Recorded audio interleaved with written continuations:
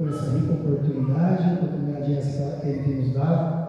Eu costumo falar, mas não é jargão, tem homens e mulheres de Deus extremamente capacitados para apregoar a palavra de Jesus. Só que pela graça, hoje Ele me escolheu para esse chamado. Então eu quero louvar a Deus por essa rica oportunidade, dizer que estou extremamente contente pelo pastor, os pastores dirigentes, muito obrigado pela oportunidade e confiança. A minha esposa, não sei se os irmãos notaram, de sexta e quarta, pastor, ela não vem, porque ela estuda, mas ela é apaixonada em ir aos cultos, irmão. Apaixonada. Então, deixar essa observação, porque às vezes o irmão está vindo sozinho e a esposa, né? Não, a esposa tem a faculdade. Amém? Então, eu quero louvar a Deus para a vida de cada um que aqui está. Eu acredito que o Senhor Jesus tem uma palavra no coração dele para os nossos corações, em nome de Jesus. Eu peço que você abra sua Bíblia, juntamente comigo, no livro de Êxodo. Êxodo capítulo 6.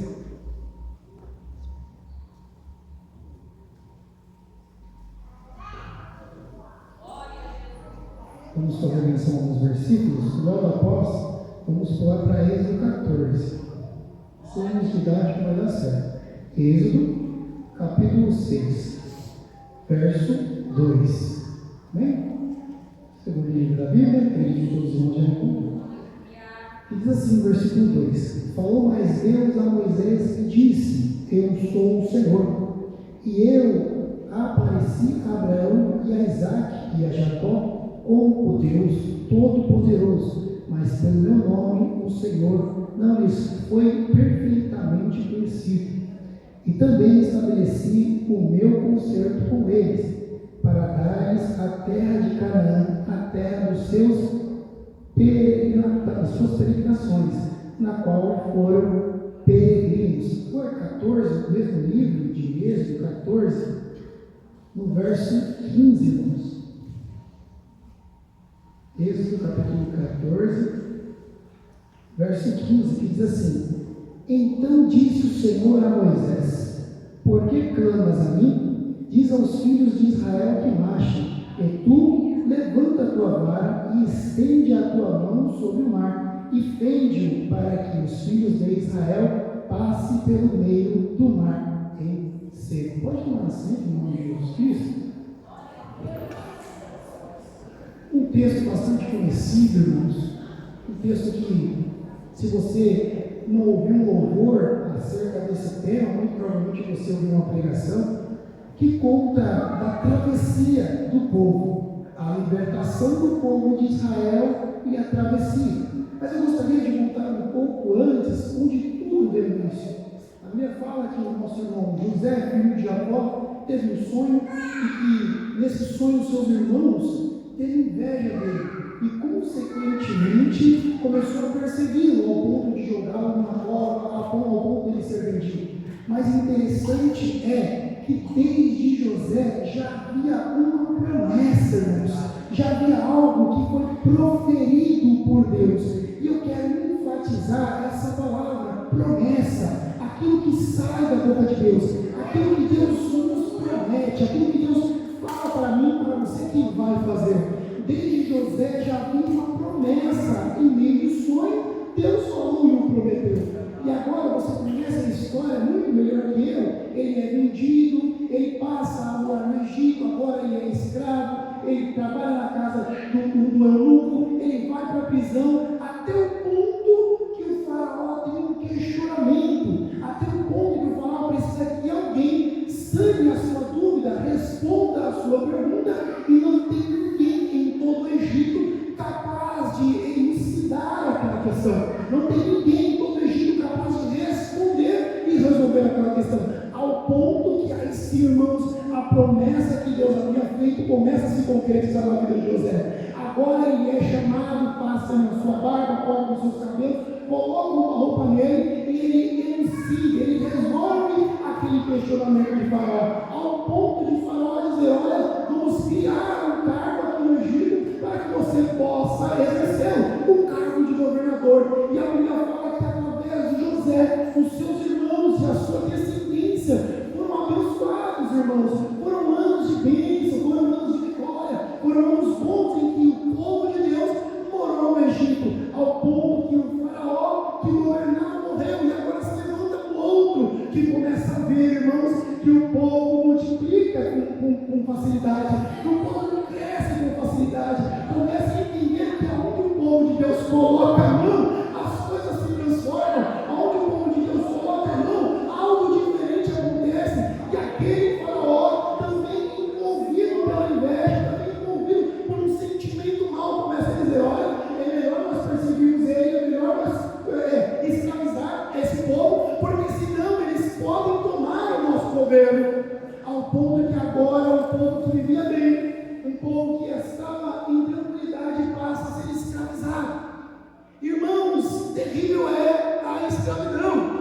Nós temos exemplos, algumas centenas de anos atrás, no Brasil nós tivemos escravidão, nós conhecemos por meio da história o mal que a escravidão causa. O escravo ele não tem direito de escolha, o escravo ele não tem direito de opinar, o escravo não tem direito de ir ouvir, o escravo não tem direito de comer o que deseja, o escravo só faz aquilo que o seu senhor determina. Mas é interessante que Deus, no capítulo 6 que nós lemos, ele diz, olha, eu fiz uma promessa lá atrás para Abraão, eu fiz uma promessa lá atrás para Isaac, e eu fiz uma promessa lá atrás para Jacó, que o meu povo ia herdar uma terra. Só que, irmãos, eu e você, nós esquecemos da promessa que nós fazemos. Eu e você, talvez, nós dizemos assim, olha, eu vou estar naquele horário, naquele dia, e nós nos esquecemos. Mas se tem uma coisa que o Deus dos céus não esquece, irmãos, é das promessas que Ele faz para mim e para você. E Ele começa a dizer, eu me lembrei. E além do mais, isso me traz alegria. Ele diz, eu tenho ouvido a aflição do meu povo. O povo estava escravizado, sim. O povo, quem sabe, tinha motivo para questionar e dizer que Deus o havia abandonado. Mas no meio daquele povo tinha alguém que clamava e dizia, Senhor, nos tira dessa servidão. Senhor, olha para nós. Senhor, olha para a minha dificuldade. Tinha alguém que dobrava o joelho. Eu quero esclarecer, eu quero trazer uma conjectura. Tinha alguém que dobrava o joelho de nós e dizia, Senhor, o Senhor está vendo a minha situação, o Senhor está vendo a minha história, Senhor, dá um jeito no meu problema, ao ponto de Deus dizer a Moisés, eu ouvi a oração do meu povo e tenho visto a sua missão. Meu querido, Deus não virou as costas para você, Deus não virou as costas para o seu problema. Muitas das vezes passamos dificuldades ao ponto de dizer, Senhor, o Senhor não está nos vendo, o Senhor não vai fazer alguma coisa. A palavra de Deus diz que Deus estava no barco dormindo, Jesus estava no barco dormindo, e os discípulos diziam, Senhor, nós vamos perecer, o que o Senhor vai fazer? Nós estamos aqui perecendo, e o Senhor não faz nada. Parece que Deus virou as costas para mim e para você, mas Deus me trouxe aqui hoje para te dizer, eu tenho ouvido a sua oração, e eu tenho visto a aflição que você tem passado. No capítulo 14, eu vou dar um salto na história, irmãos, porque nesse meio tempo ainda tem as pragas, tem situações que Deus criou para que o faraó libertasse o povo. Mas no capítulo 14, que é a chave da mensagem que eu quero chegar, Deus já levantou Moisés, Deus já chamou Moisés. Moisés agora já está liderando o povo, Moisés agora já está sendo representante, boca de Deus ao falar com o faraó. Moisés agora ele fala, olha, liberta o povo, e o faraó não. Só que no capítulo 14, depois das 10 pragas, depois dos primogênitos terem morrido, a Bíblia fala que agora o povo vai fugindo, vai ao caminho. Só que, irmãos, vida de crente não é fácil.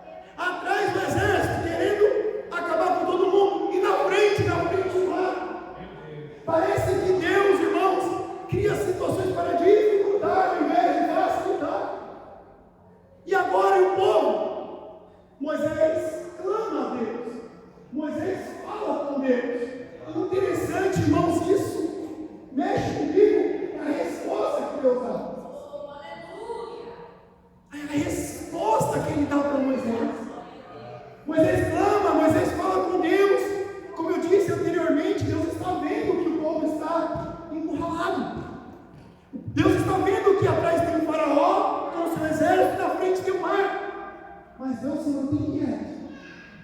Deus se mantém em silêncio. Deus espera a iniciativa de Moisés, ao ponto que Deus responde: por que clamas a mim? Parece irônico, parece um tom de sarcasmo, parece ter uma provocação, mas Deus, por que clamas a mim? Diga ao povo que marche. Sabe por quê, pastor? Eu entendo com isso. Muitas das vezes eu e você deitamos a cabeça no travesseiro e acordamos e esquecemos da palavra que foi ministrada no domingo. Mas Deus não. Deus sabe o que Ele falou no domingo. Deus sabe o que Ele está falando na quarta. Deus sabe o que Ele falou um mês, há um ano, há 10 anos atrás. Então, o que para mim e para você parece que não tem solução, Deus está dizendo isso: por que clamas a mim? Eu vejo Deus dizendo assim: mas eu já prometi a resposta. Mas eu já prometi que ia me dar. Mas eu já disse que ia tirar você do cativeiro. Por que clamas a mim?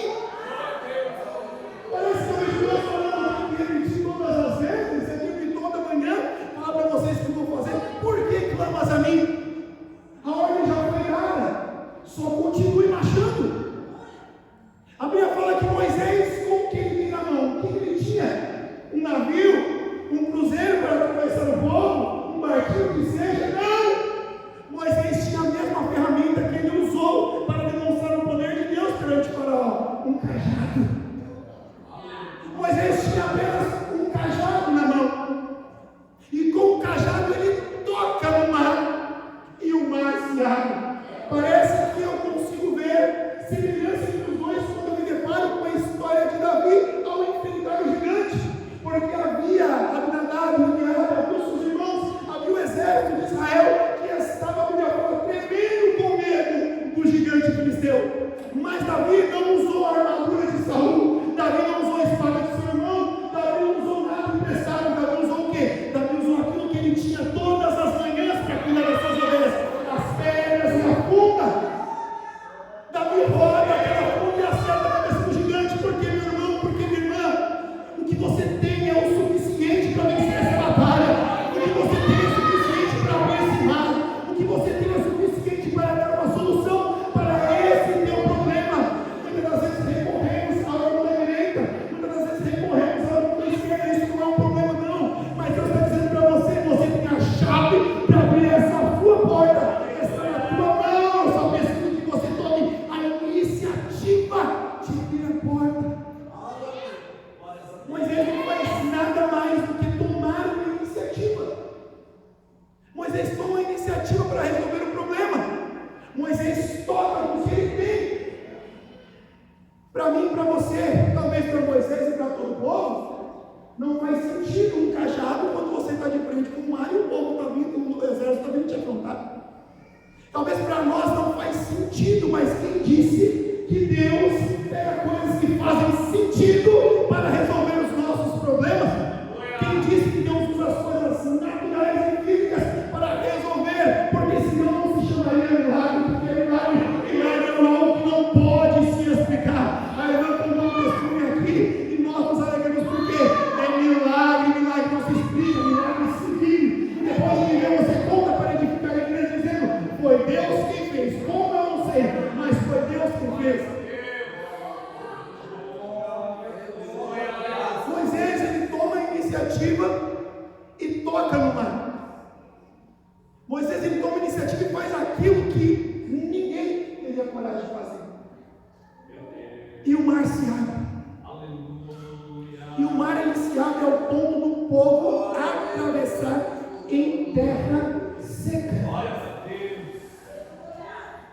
Só que aí entra um outro ponto que me intriga. Entra outro ponto que me faz refletir. Quando Deus fala: Moisés, olha, eu vou abrir, vou livrar vocês, mas eu vou endurecer o coração do faraó.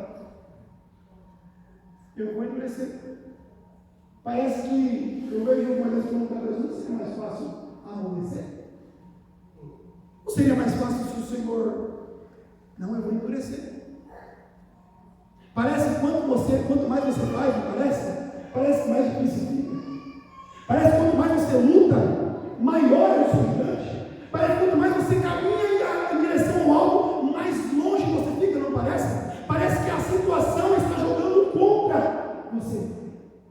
Esses dias eu conversando com a minha esposa, só em tom de descontração, eu falei para ela, tem situações na vida que se nós jogarmos uma moeda para o alto e dissermos que eu quero cara e coroa, a moeda cai em pé.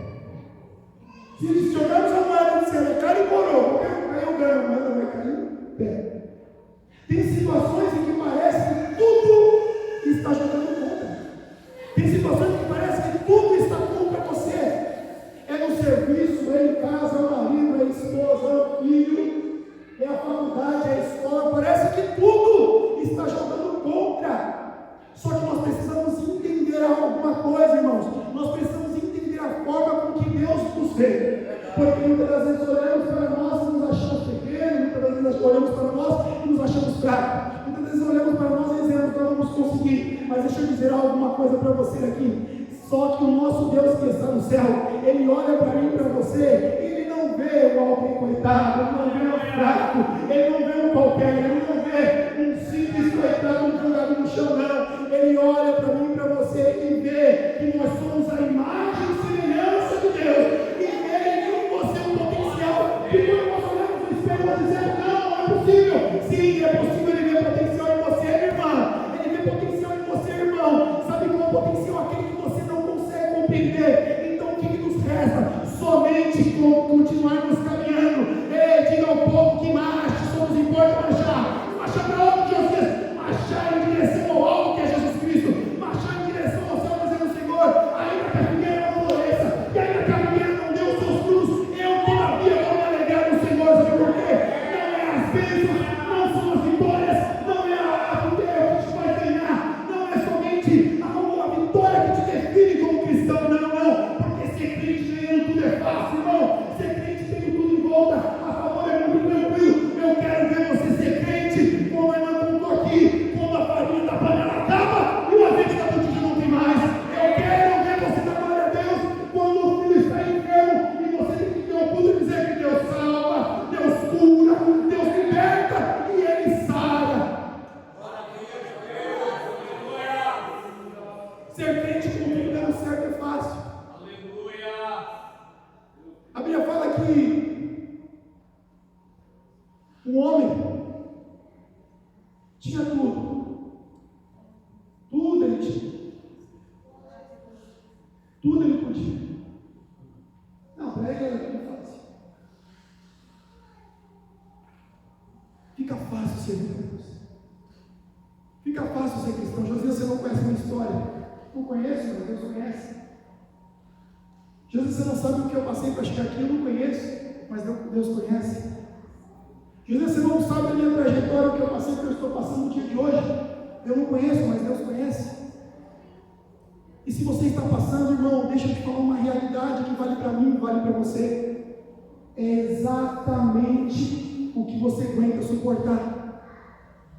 A Bíblia fala no livro de Atos que a tentação, as dificuldades que Deus nos dá nunca vão ser maior do que nós conseguimos suportar. Talvez olhemos para o irmão da direita e a dificuldade dele é porque o pneu do carro furou. Toma uma prova, o pneu furou, irmão. Remenda. Talvez nós olhamos e a dificuldade é porque não, mas hoje a luz de casa acabou. Irmão, espera que a luz vai voltar. E você fala, Senhor, a minha dificuldade, a minha dificuldade é falta. Se Deus colocou você nessa situação, é porque Ele entende que você suporta. Eu não estou aqui para romantizar, glamorizar a dificuldade, não. Mas eu li, meu pastor, e eu aprendi que Jesus Cristo diz assim, no mundo tereis aflição, mas não temas, eu venci. E Ele complementou em outra passagem e disse, se vocês querem vir após mim, negue-se a si mesmo, tome a sua cruz e sigam Jesus. Nunca disse que seria fácil. Jesus nunca disse que seria mar de rosa, mas o que Ele disse?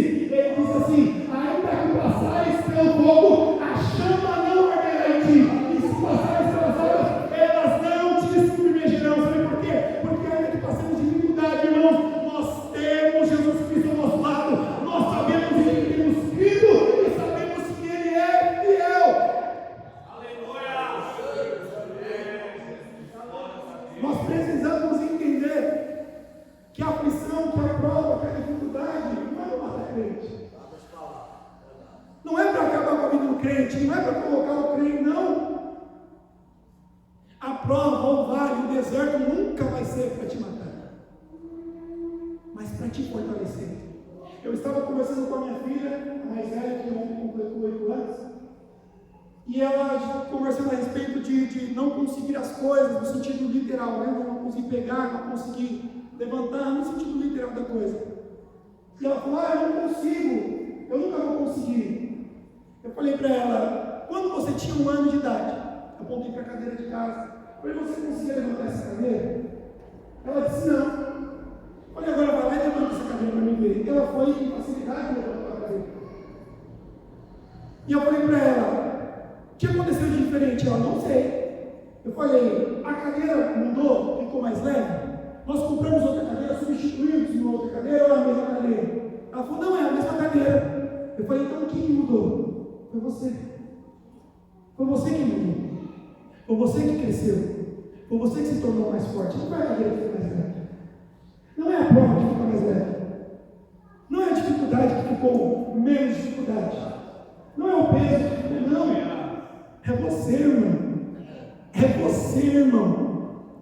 Que está sendo provado no fogo, mas não para perecer, mas para ter mais valor diante de Deus.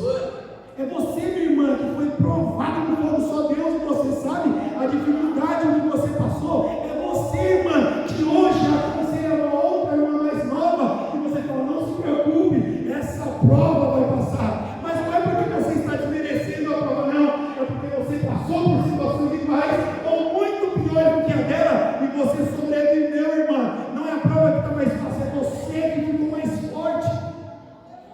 Nós precisamos entender que o céu é tomado à força, meu irmão. Nós precisamos entender que o reino de Deus, ele é tomado à força. Não vai ter nenhum crente que mora no céu, pastor, coitadinho. Não vai ter nenhum crente que herdou os céus. Ah, coitado dele, vem porque Deus te deu. Não. Todos estarão lá, sim, pela graça, favor não merecido, mas porque perseveraram, porque continuaram, porque resistiram, irmãos. Se está difícil para nós, vamos ler o livro de Atos, por muito menos os cristãos, irmãos, eram lançados para ser comidos por leões, por muito menos os apóstolos foram cerrados ao meio, crucificados, por muito menos foram decapitados, por muito menos foram jogados, irmão, no óleo quente, por muito menos, só porque não negaram o nome de Jesus. E eu e você, só porque o sapato está apertando, estamos dizendo que Deus não está olhando para nós. Vamos levantar a nossa cabeça, irmão, porque ainda que Deus não tenha resposta hoje, Ele é fiel para dar amanhã. E Jesus disse, se não der amanhã, fique tranquilo, porque se há uma promessa para nós, muito provavelmente, irmãos, tem uma certeza de vitória lá na frente.